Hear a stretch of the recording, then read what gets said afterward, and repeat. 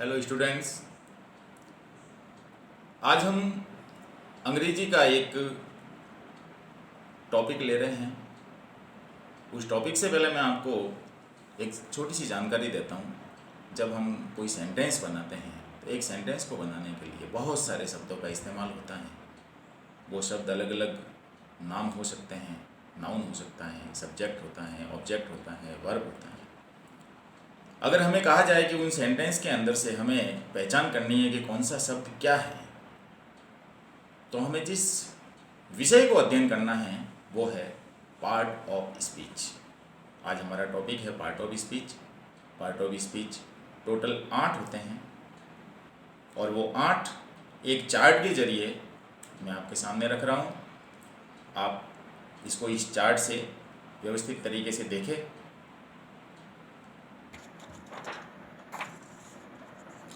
Part of speech कुल 8 होते हैं।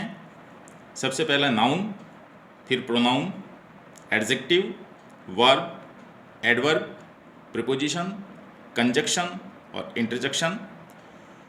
इनके हिंदी अर्थ इनके सामने दिए हुए हैं। संज्ञा, सर्वनाम, विशेषण, क्रिया, क्रिया विशेषण, संबंधवाचक शब्द, संयोजक और विस्मयादिबोधक, जो आश्चर्य प्रकट करने वाले वाक्य के अंदर जो शब्द होते हैं वो।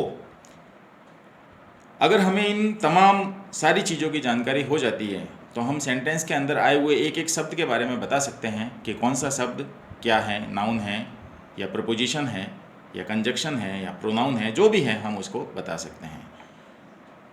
एक नई चीज़ जो है वो है पार्ट ऑफ स्पीच को हम अन्य शब्दों में फैमिली ऑफ ग्रामर भी कहते हैं। एक सेंटेंस को पूरा करने के लिए उसमें फर्स्ट से लेके उसके एंड तक जो जिन शब्दों का इस्तेमाल करते हैं वो ये सब होते हैं। इसमें से कौन सा है, इसकी जानकारी लेने के लिए अब हम इसको एक एक करके समझेंगे। तो हमारा आज का जो टॉपिक है वो है नाउन। नाउन जिसे संज्ञा बोलते हैं, हम उसको उसकी परिभाषा यानी डेफिनेशन से शुरू करते हैं। Noun is the name of person, place और थिंग्स। किसी व्यक्ति, किसी स्थान, किसी वस्तु के नाम को संज्ञा बोलते हैं। व्यक्ति के अंदर व्यक्ति का नाम, जैसे मनोज, सीता, आप सेंटेंस के रूप में भी देख सकते हैं, Manoj is a good boy. Place के अंदर किसी जगह का नाम, जैसे India, village, India is a big country. और इसी प्रकार जो थिंग्स है, वस्तुएं, उसमें आप किसी भी वस्तु जैसे pen, book, pencil, mobile etcetera, और इसके सेंटेंस आप अलग अलग बना ही सकते हैं। काइंड्स ऑफ नाउन, संज्ञा के प्रकार। हमारे पास एक चार्ट है जिसके जरिए मैंने संज्ञा के 5 जो प्रकार है वो लिखे हुए हैं। सबसे पहला है प्रॉपर नाउन यानी व्यक्तिवाचक संज्ञा, जिसमें किसी व्यक्ति का नाम, जैसे राम, या किसी देश का नाम, ये अपने देश का नाम है इंडिया। दूसरा है कॉमन नाउन, जातिवाचक संज्ञा। तीसरा है एब्स्ट्रैक्ट नाउन, भाववाचक संज्ञा। चौथा है कलेक्टिव नाउन, समूहवाचक संज्ञा। और लास्ट है मटेरियल नाउन, द्रव्यवाचक संज्ञा। इनके एग्जाम्पल्स आगे लिखे हुए हैं। हम इसको एक एक करके जब आगे पढ़ेंगे तो बिल्कुल हमारा मामला एकदम सही प्रकार से हमारे सामने क्लियर हो जाएगा। सबसे पहले हम प्रॉपर नाउन और कॉमन नाउन इसको पढ़ते हैं। इसको एक साथ में इसलिए पढ़ते हैं ताकि एक को समझने से दूसरा भी समझ में आ जाएगा। पहले इन दोनों की परिभाषा पढ़ लेते हैं। A proper noun is the particular name of a common noun, क्योंकि इसके अंदर भी कॉमन नाउन शब्द आया है। किसी कॉमन नाउन का एक विशेष नाम, जैसे हम अगर कहते हैं लड़का, तो लड़का कॉमन नाउन है। लेकिन जैसे ही लड़के का नाम बोलते हैं राजेश, मोहन, तो वो हो जाएगा प्रॉपर नाउन। जैसे स्कूल है, यहाँ पर एक स्कूल का नाम दिया हुआ है, तो अगर नाम दिया हुआ है तो प्रॉपर नाउन, और अगर स्कूल लिखा हुआ है तो वो कॉमन नाउन। डॉग अपने आप में एक कॉमन नाउन है, लेकिन अगर डॉग का कोई नाम है, जैसे यहाँ पर एक एग्जाम्पल में लिखा हुआ है जैकी, तो वो उसका प्रॉपर नाउन हो जाएगा।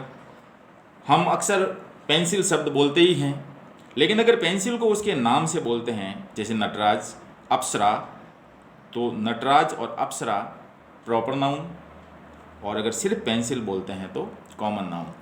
तो प्रॉपर को समझते समझते कॉमन को समझना बहुत आसान हो गया है। इसकी परिभाषा है A common noun is a name which can be used commonly for person, animals, places and things.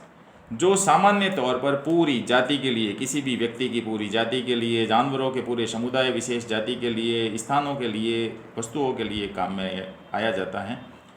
It represent a whole class of its kind. इस शब्द का अर्थ होता है उसकी पूरी जाति उसके अंदर शामिल है. जैसे boy can be used for all boys. अगर अपन बॉय शब्द इस्तेमाल करते हैं तो वो दूसरे तमाम बच्चों के लिए, बॉयज़ के लिए भी वही शब्द बॉय इस्तेमाल करेंगे. And dog can be used for all dogs. अगर नाम नहीं है तो कुत्ता जो शब्द है डॉग, वो कॉमन नाउन कहलाएगा. एब्स्ट्रैक्ट नाउन, भाववाचक संज्ञा. इसकी जो परिभाषा है, an abstract noun is the name of some quality, action, state, feeling or idea. It's something which can feel और think about but can not touch it. इसकी परिभाषा इसके अंत में मात्र इन 4 शब्दों में समझ में आ जाती है हमें, कि जिसके बारे में हम सोच सकते हैं, महसूस कर सकते हैं, but can not touch it, जिसे छू नहीं सकते, वो एब्स्ट्रैक्ट नाउन होता है, भाववाचक संज्ञा. ये किसी के गुण, किसी के कार्य, किसी की दशा, किसी की स्थिति, किसी के विचार को शो करता है. इसके एग्जाम्पल हैं जैसे bravery, goodness, answer, honesty, moment, beauty, strength, freedom, death, sickness, kindness. ये जो शब्द हैं वो सब एब्स्ट्रैक्ट नाउन को शो करते हैं. अगला नाउन है मटेरियल नाउन. मटेरियल नाउन को बहुत ही व्यवस्थित तरीके से 3 अलग अलग भागों में यहाँ पर करके लिखा हुआ है.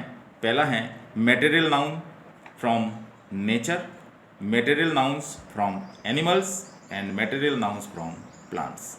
नेचर से यानी प्रकृति से जो चीज़ें प्राप्त होती हैं वो मटेरियल नाउन कहलाती हैं. जैसे water, air, silver, gold, iron, copper, sand, coal, rock, earth, rain etcetera.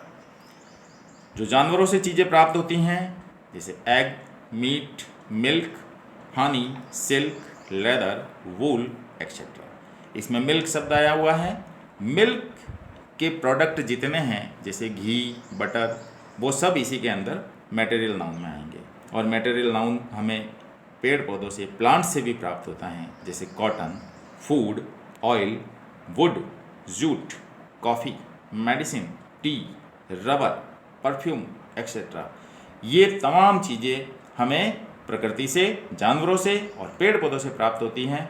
तो जो खनिज वगैरह होते हैं वो सारी चीज़ें मटेरियल नाउन में आते हैं. अंतिम है कलेक्टिव नाउन, समूहवाचक. इसमें एक ग्रुप शो होता है.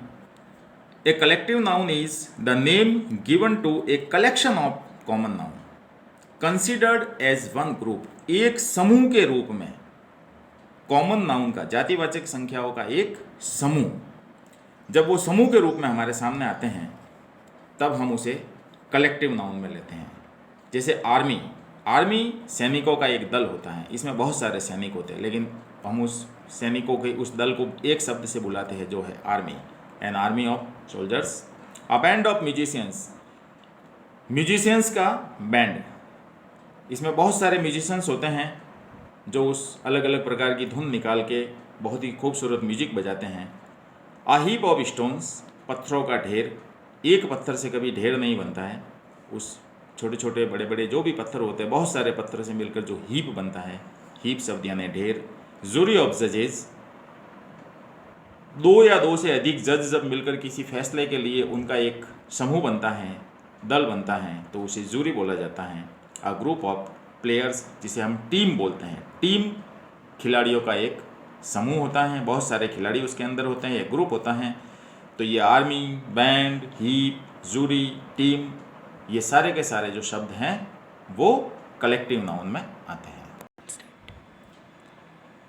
हमने पार्ट ऑफ स्पीच जो 8 प्रकार के होते हैं उसमें से उसका जो पहला भाग है नाउन, उसको डिटेल रूप में इन चार्ट्स के जरिए देखा.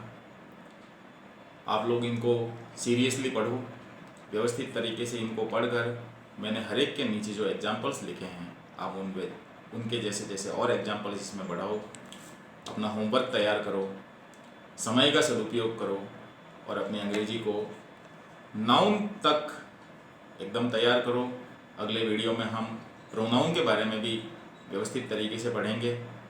और अगर आज के इस टॉपिक में अगर आप लोगों को लगता है कि कहीं कोई उलझन है, कोई समस्या है, तो आप संपर्क कर सकते हैं। अपना समय पढ़ाई में लगाएं। Thank you.